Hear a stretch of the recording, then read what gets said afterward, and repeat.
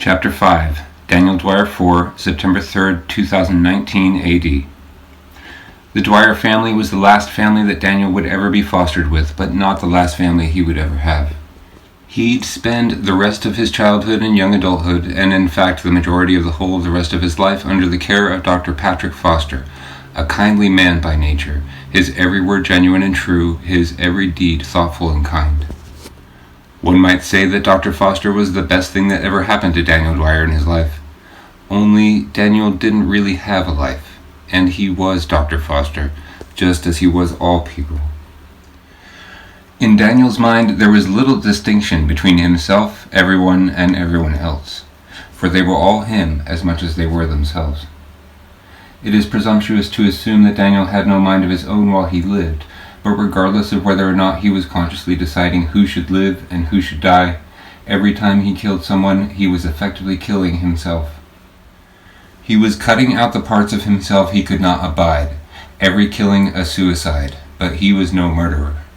In most every case, it was a choice between saving himself and sparing himself. If he was going to be murdered, he would turn the tables on the aggressor to save himself from that other part of himself, and he would almost always eliminate the undesirable part of himself altogether. Perhaps it was just as simple as that. It would be a challenge to argue whether or not the fact that he was under the good doctor's care in any way influenced him to ease up on the killing as he eventually did, but it is well documented that Patrick Foster was secretly and incessantly lecturing Daniel Dwyer with regard to the need to refrain from murdering people unnecessarily once he'd figured out what Daniel was doing. In any case, the boy with the 8-ball was growing up. He was 14 years old now, and would soon be the man with the 8-ball. He lived in an asylum, lived as he always had, gazing, acting, and pausing. His 8-ball was taken from him frequently, and they ran lots and lots of tests on him all the time. It would seem that he was a unique specimen, and everyone wanted their turn at the microscope. Among the most bizarre findings was that his brainwave readouts indicated little to no change between waking and sleeping, and revealed that he never went into rapid eye movement during his sleep. Strangely, this seemed to suggest that Daniel Dwyer was incapable of dreaming. Naturally, speculation abounded as to the possible connection between his bizarre behavior and his inability to dream, but only speculation. None could claim with confidence to have any true measure of understanding as to what had happened to the boy with the 8-ball, and how or why he was the way that he was, despite their varying expertise. There existed only theories offered up to explain certain aspects of his attributes, but nothing ever came to light that could fully explain what they were witnessing. Most everyone was kind to him, but as it was that Lyle would not afford him any comfort beyond that which she must, there was this one orderly. He liked to take his 8-ball away and do things to the boy to try and elicit a reaction when no one was looking, and not in a nice way. He'd started small, snapping his fingers and poking him, but when he learned how far he could go, he took it to extremes. The things he would do to Daniel while he was without his 8-ball were horrendous, demonstrative of what a terrible human being he was. One of his favorites was to shove as many of his fingers as would fit deep down the helpless boy's throat, slowly at first, then quickly, sometimes completely cutting off his airway and keeping them there until he was nearly suffocated. Daniel never showed any sign that he was even aware of what was transpiring, not so much as gagging as the orderly would fist his throat, nor responding to any of the other terrible things he would do, like stick his fingers in his eyes and so on. His name was Eric the orderly. He never tried anything while Daniel had possession of his 8-ball, all too knowingly leaving him defenseless without ever daring to see what would happen if he ever messed with him while he was able to move, until the night he unwittingly did. This was a night that he would regret, if only for a few seconds. He was a disgruntled 40-year-old divorcee whose wife had left him for obvious reasons considering his bedside manner, and the boy with the 8-ball was a helpless 14-year-old kid. There are few who would condemn Daniel for what he did to Eric the orderly, if they only knew what he'd been doing to the boy in the unseen crevices of the asylum, because now it was Eric's turn. Eric normally worked the day shift, but he had to get a day off for an appointment that he couldn't reschedule, and nobody would cover for him without forcing him to switch shifts, because he's kind of a dick to everybody and gives no one reason to want to help him out. So he should have considered himself lucky that another orderly would be willing to switch with him at all, considering how they felt about him. But he was very upset that he had to work the night shift and bitched about it under his breath throughout the start of his shift as he aggressively handled his work supplies. He wouldn't get very far into his shift, so his complaining and rough handling was almost through with. He would suffer no more the graveyard shift, nor anything else for that matter. Eric the orderly perked up a bit when he got to Daniel's room, and saw him lying there asleep and breathing deeply, curled around his nevertheless easily accessible 8-ball in a fetal position. Eric reached in, cautious as a surgeon's blade not to disturb him, and plucked the 8-ball from Daniel's hand where it had been seated by his breast. He held it, deciding what to do with Daniel. Then he looked around to make sure no one was watching and hoisted the 8-ball into the air, intent on using it as a weapon against Daniel and preparing to hit the sleeping child in the side of the head with it. He was usually careful not to leave any marks on Daniel, but he figured if he went above the hairline, maybe no one would notice. But they probably would, because he was going to hit him hard. A sneer ran across his face, and he was about to bring the 8-ball crashing down on the boy, but a hand grabbed the wrist of his other arm from behind him just as he was about to bring it down. Shit, he thought. He was caught, he thought. He was going to be in deep trouble with his boss and lose his job, maybe get jail time. Or so he thought. He couldn't fathom until after he turned around that it wasn't his job he was going to lose, but his life. When he turned and saw that it was the black spirit of Daniel Dwyer that had grabbed hold of him, he jumped out of his skin. Every part of him moved except that which Daniel held. Where Daniel had hold of him, he was completely immovable. His wrist was probably broken from his lurching reaction. It hurt like hell in any case. The black shadow stood, holding him in place at the wrist with seemingly no effort, like it had unlimited strength. Eric struggled to try and get free, grunting and grasping, his wrist and hand turning purple, vain attempts to grab the spirit or swing at it met by the feel of thin air. Eric's punches went right through the spirit like nothing was there. The dark spirit raised its other hand and looked into the ball held aloft, then turned its gaze and seemed to look directly at him, something waking Daniel never does. Eric was freaking out. The kid that had in all those years never looked at him once, even as he tormented him, was not only inexplicably a ghost standing in the room with him where his body lay sleeping, but had him by the wrist with what seemed to be the strength of 1,000 men, and was calmly looking him right in the face. He very quickly deduced that he needed to give the boy back his 8-ball and never ever mess with him again. So he immediately tossed the 8-ball back into the cavity from where he'd plucked it and said, "Okay, I'm sorry." But it was too late for him. Daniel had finally given up on him. Eric the orderly was caught by the left wrist, held solid by fingers he could not touch despite his attempts to pry them off, which led to him only scratching at his own wrist in vain. Eric was fond of shoving things down helpless people's throats, and when he did so, he would go slowly at first, and then very quickly the rest of the way, creeping his hand in before shoving it the rest of the way. So, that's the service Daniel returned to him.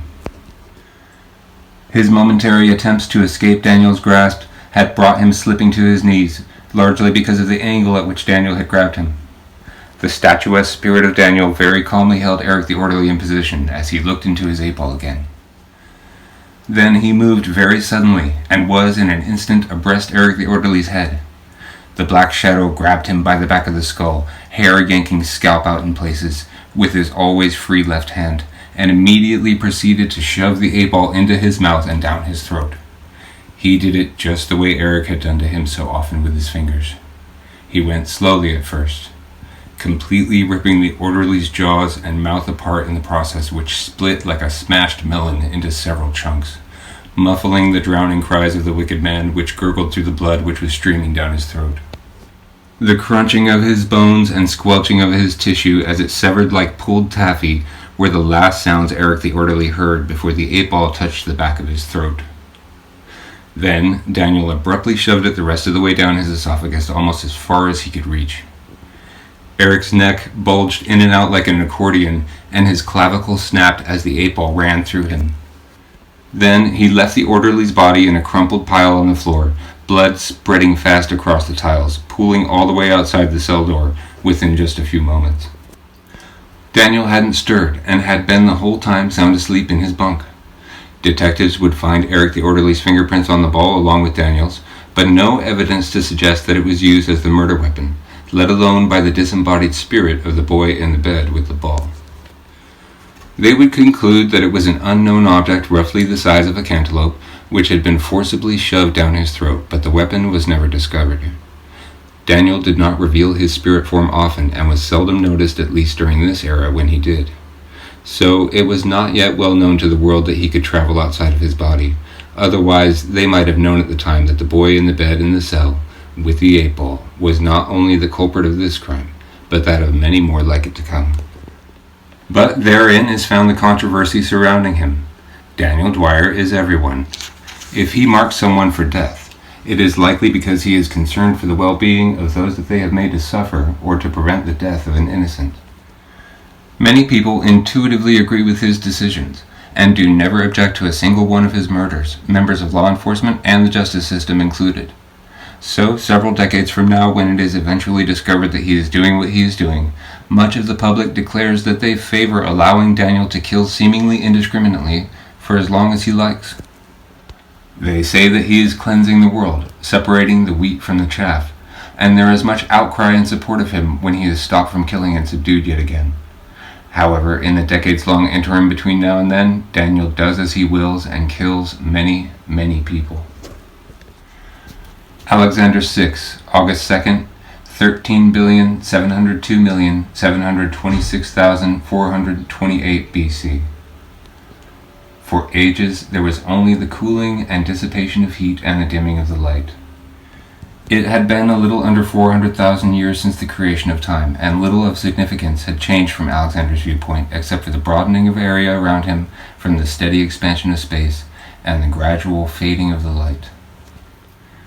The container that enclosed all of possibility was growing larger, and the contents of the universe, the energy and elementary particles that tried helplessly to avoid one another or attract one another respectively, afloat in their highly energetic dances, were on the move. Matter and antimatter pairs of particles would pop into reality, then immediately annihilate one another only to re-emerge elsewhere, seemingly free to straddle the quanta and the whole and traverse worlds at will.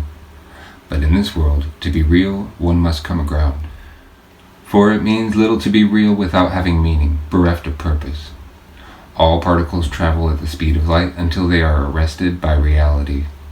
It just so happened that matter won out over antimatter simply because of its affinity for remaining real, while its antimatter partner was more apt to fade away and return to its neutral energy state.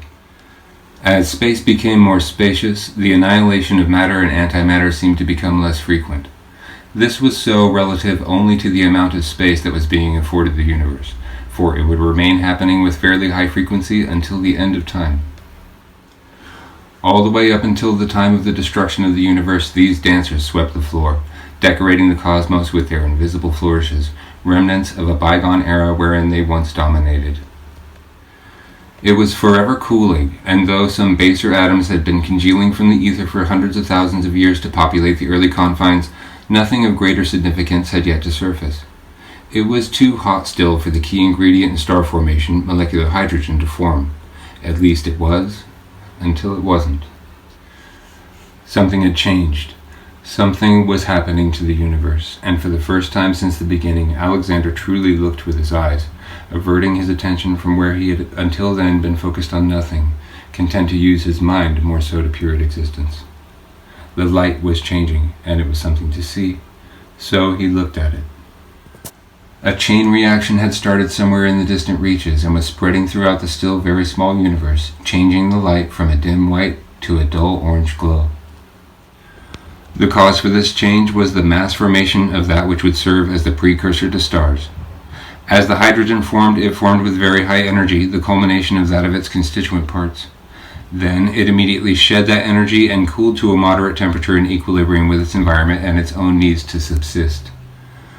During this process, the energy was released as photons, and the light changed color due to passage through the matter of a size consistent with the bandwidth of the color he was seeing. Thus, it is as it is with light and color. The hydrogen rejected the orange light and absorbed the other colors. Thus, Alexander saw that as the swelling of light formed, etched from this landscape that science would one day come to know as the cosmic microwave background, it did so as a deep, dull, orange glowing hue. It was beautiful, but it would not last long. Soon, the light from the mass reionization process would fade, and he would be even more alone, with not even the light of the vast clouds to keep him company. Alexander was soon to be alone in the dark once more, but with something now that he hadn't known before. He had a memory. As he waited out the coming of the eons immersed in the distancing dark, he did so remembering something. He remembered that there was once light. He remembered it until he forgot what the light looked like, and then remembered only the memory of having seen it. Still, he was all that much more aware than he had been before, one small step closer to the clarity of mind he was then without.